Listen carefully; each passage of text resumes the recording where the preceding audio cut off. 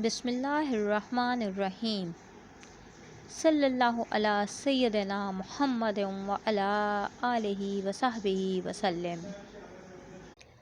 अस्सलाम वालेकुम dear students, welcome to class 9 with your teacher Asma. Students, आज जो टॉपिक मैंने आप लोगों के लिए सिलेक्ट किया है, to find out atoms, ions and molecules in any substance.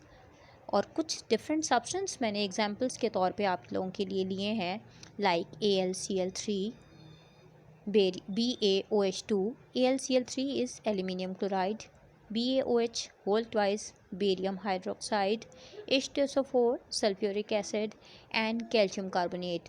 इनकी एग्जांपल से जो है मैं आपको ये समझाऊंगी कि कोई भी सब्सटेंस हो तो उसमें हम एटम्स किस तरह से फाइंड आउट कर सकते हैं कि कितने नंबर ऑफ़ एटम्स हैं, नंबर ऑफ़ आयंस कितने हैं एंड नंबर ऑफ़ मॉलिक्यूल्स कितने हैं, नंबर ऑफ़ एलिमेंट्स कितने हैं। Actually I have chosen this topic for your easiness because to solve the numericals of unit 1 it will be very helpful for you. That's why I have taken. Now first example in AlCl3, ठीक है। Number of atoms.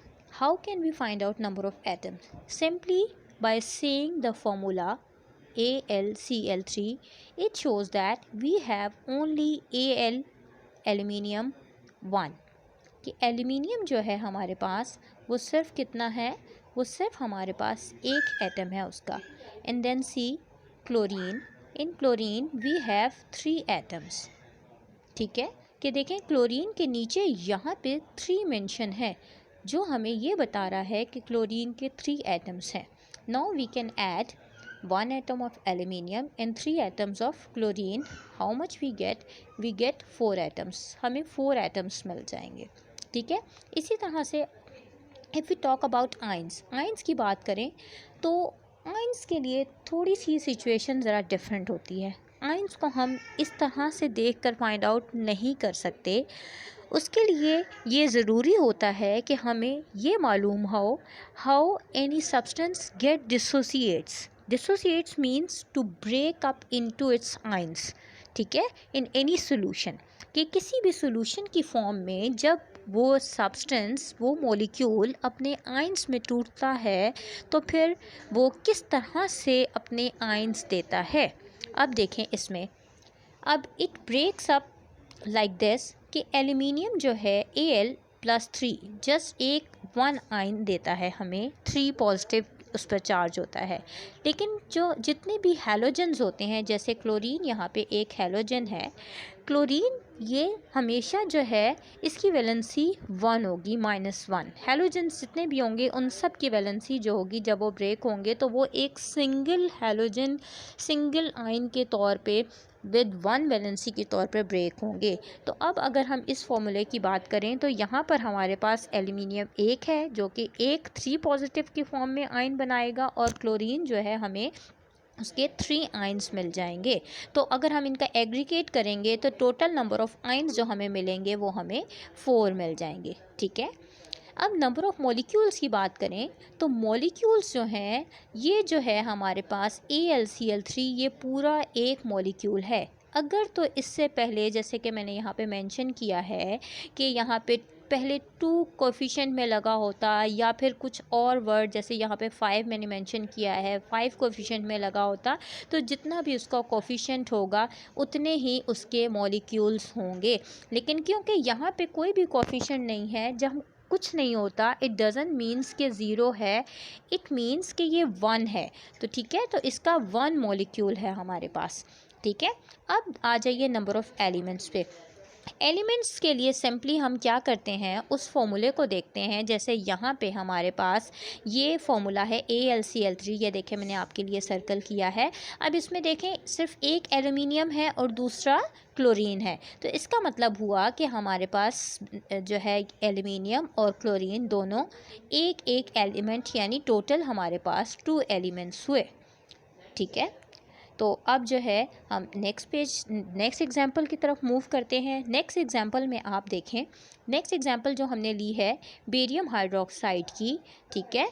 तो अब देखें इसमें हमारे पास barium hydroxide जो है ये एक फॉर्मूला है जिसमें, ठीक है, BaOH होल ट्वाइस। अब इसका अगर हम नंबर ऑफ़ एटम्स को देखें तो ये मैंने आपके लिए देखें लिखा है कि बेरियम का यहाँ पे 1 एटम है। इसके बाद ऑक्सीजन आ जाता है। ऑक्सीजन देखें OH ब्रैकेट में मेंशन है। जो चीज़, जितनी भी चीज़ें ब्रैकेट के अंदर होंगी और ब्रैकेट के बाहर 2 लिखा है या 3 लिखा है, 3 लिखा है, तो उतने ही एटम्स वो सब के साथ होंगे। जैसे ऑक्सीजन के भी यहाँ पे 2 ही एटम्स हैं और हाइड्रोजन के भी यहाँ पे हमारे पास 2 ही एटम्स हैं। तो ओवरऑल जब हम इनका सम अप करेंगे तो हमारे पास यहाँ पे 5 एटम्स आ जाएंगे। एलिमेंट्स की बात करें तो वही बात के फॉर्मूले को देखते हुए बेरियम यहाँ पे हमारे पास, इस फॉर्मूले में हमारे पास जो है एलिमेंट्स, एक बेरियम का एलिमेंट है, देखें एक ऑक्सीजन है और एक हाइड्रोजन है, ठीक है। अब यहाँ पे हम इनके नंबर नहीं देखेंगे कि कितने हैं, जस्ट ये देखेंगे कौन कौन से एलिमेंट्स हैं। तो ये 3 एलिमेंट्स हैं, तो टोटल एलिमेंट्स इसमें हमारे पास 3 हो गए, ठीक है। अब आइंस की बात करते हैं तो आइंस जो हैं हमारे पास, जो आइंस, इनको अगर हम देखें तो आइंस जो है हमारे पास वही बात होगी कि ये किस तरह से, जो सब्सटेंस है किस तरह से डिसोसिएट होता है और आइंस कैसे प्रोड्यूस होते हैं। जब ये सब्सटेंस डिसोसिएट होगा तो हमें एक आयन जो है मेटल आयन बेरियम 2+ का मिलेगा, और उसके साथ क्योंकि OH हमारे पास 2 हैं तो वो दोनों OH हमें सेपरेट हो जाएंगे एक दूसरे से, और हाइड्रोक्साइड के ऊपर नेगेटिव चार्ज होता है, OH negative ion, OH negative ion मिलेंगे, तो ओवरऑल आयन्स हमें यहाँ पे 3 मिल जाएंगे, ठीक है। और मॉलिक्यूल की बात करें तो अगेन BaOH होल ट्वाइस का एक ही मॉलिक्यूल यहाँ पे हमारे पास मौजूद है। क्लियर। नेक्स्ट एग्जांपल पे आ जाते हैं। H2SO4 सल्फ्यूरिक एसिड है। सल्फ्यूरिक एसिड की अगर हम बात करें तो यहाँ पे देखें H2 है हमारे पास एटम्स के लिए, यानी हाइड्रोजन के 2 एटम हो गए, सल्फ़र एक ही है उसका 1 एटम हो गया, ऑक्सीजन के साथ नीचे 4 लिखा हुआ है, इसका मतलब है ऑक्सीजन के 4 एटम्स हैं। इनका सम अप करने से हमें टोटल कितने 7 एटम्स हमें इसके मिल गए। एलिमेंट्स की बात करें तो एक हाइड्रोजन है, एक सल्फ़र है और एक ऑक्सीजन है, तो ओवरऑल जो है हमारे पास 3 एलिमेंट्स हो जाते हैं।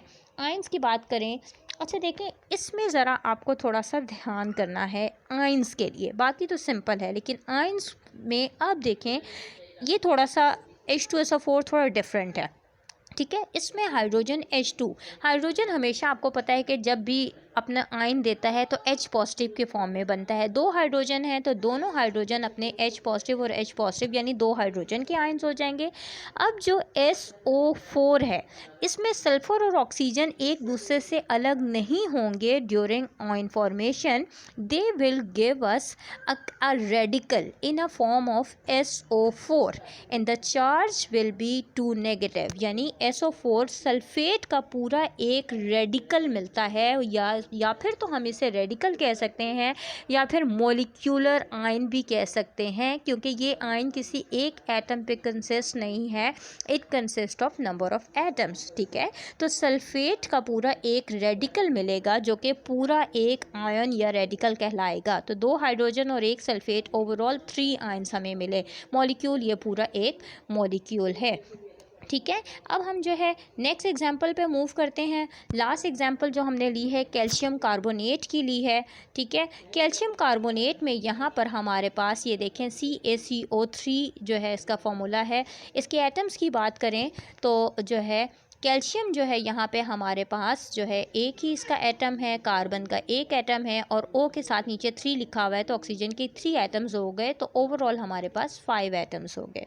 एलिमेंट्स एक कैल्शियम है, एक कार्बन है और एक ऑक्सीजन है, तो ओवरऑल हमारे पास कितने हो गए 3 एलिमेंट्स हो गए, यहाँ पे इक्वेशन नंबर 2 में देखें, ठीक है। अब इसके बाद आयंस पे आ जाएं, वही बात हो गई जो अभी हमने सल्फ्यूरिक एसिड में की थी कि कैल्शियम का एक आयन होगा जो कि 2 पॉजिटिव के फॉर्म में हमें मिलेगा, और कार्बोनेट पूरा एक रेडिकल मिलेगा हमें जो कि CO3 2 नेगेटिव के फॉर्म में मिलेगा, और इसमें कार्बन और ऑक्सीजन एक दूसरे से सेपरेट नहीं होंगे, कार्बोनेट का रेडिकल होगा, तो ओवरऑल जो हमारे पास जस्ट 2 आयन्स बनेंगे, 2 आयन्स बनेंगे। तो मॉलिक्यूल जो है ये पूरा एक मॉलिक्यूल है, ठीक है।